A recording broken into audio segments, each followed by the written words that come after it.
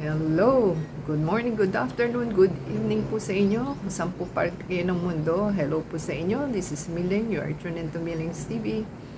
Tayo po'y busy at na-relax na lang din at tayo po'y may share sa inyo.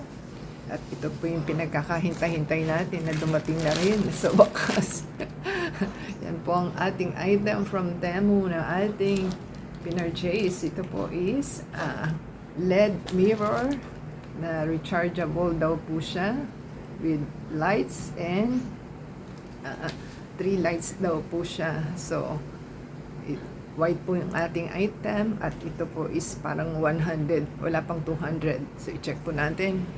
So yan po ang ating item at ating sanitize. So magsa-sanitize po muna tayo at tayo po maligas-gas pa na yung ating item dahil galing pa po ito ng abroad. So matagal bago po dumating at sana is okay. Yan pong ating gagawin sa ating item at mukhang nakabox naman po siya. At ito po ay LED mirror. So yan po ang ating item na ating pinagkahintay-hintay. Mabiit talaga. So, energy.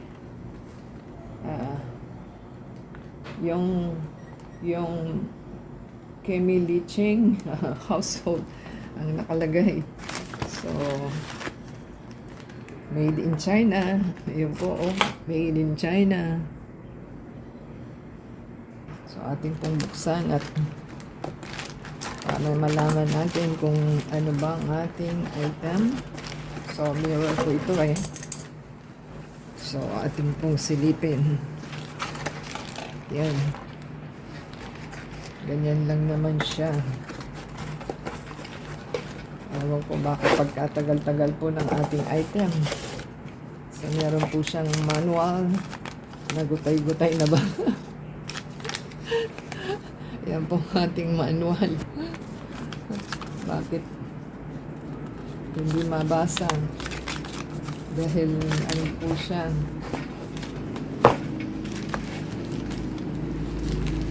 So, ganyan lang po yung ating item kasi mirror on the wall ang ating item. So, paano ba ang buksan? Hindi natin mabuksan.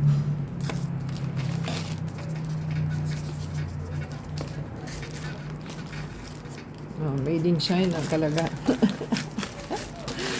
China pa more ang ating item. So, buti meron siyang styrofoam. Oh, basag na. My God. Ayan, basag na po siya. Yung pinagkakahintay natin is basag na siya. My God. Kahit na siya may styrofoam na gano'n, di ba? Ay, nako. I-return po natin ito. Ayan, Yan ang ating mirror. Sa pagkatagal-tagal na ating nintay. So, sasalaksak nyo lang pong ganun ito. Ganyan po kasi siya magiging stand. Hindi ko na po sasalaksakin at ating i-return po ito. At dito po ninyo ayan. Dito po isasalaksak. Saka po nila ilalagay dito. Ay. So, hindi po natin kasi basag. So, pinadala na ng basag na lang ganun ba? Ay. So, yan po ang ating item.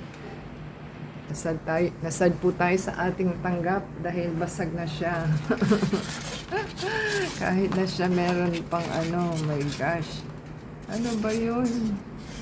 Talagang ganon, pinaano niya, deliver na ng ganon. Sayang, maganda sana ito eh. So, wala po tayong magagawa, ganyan talaga. Binato-bato na po ito, kaya hindi natin So, comment down below po sa ating item na nabasag na mirror. Maganda po sana. Kasi meron po siya ditong, tawag nun, ayan pipindutin nyo lang po ito at i-charge. Sayang, maganda pa naman. So, bibili na lang tayo sa Lazada. Mabilis pa. So, yan po ang ating item na basag na. So, wala po tayong magagawa at yan po ang ating item na natanggap. So, tumatanggap naman po sila ng ng return. So, baka po damage po ito. So, refund po ang mangyayari sa ating item. So, sana po is okay siya. At the same time, thumbs up po, comment down below sa ating items na hinol and sa Facebook, Twitter, TikTok, and Instagram. Paki-support po to play the ads and video para po sa ating support sa inyong ating channel. So, shoutout sa ating mga viewers na madalas na naka-view ng ating video. Si Ali Turkey, sa dami, hindi na matandaan. So, yan po ang ating shoutout na ating viewers. So, until next time po. Thank you sa ating demo at delivery guy. Until next time, God bless everyone.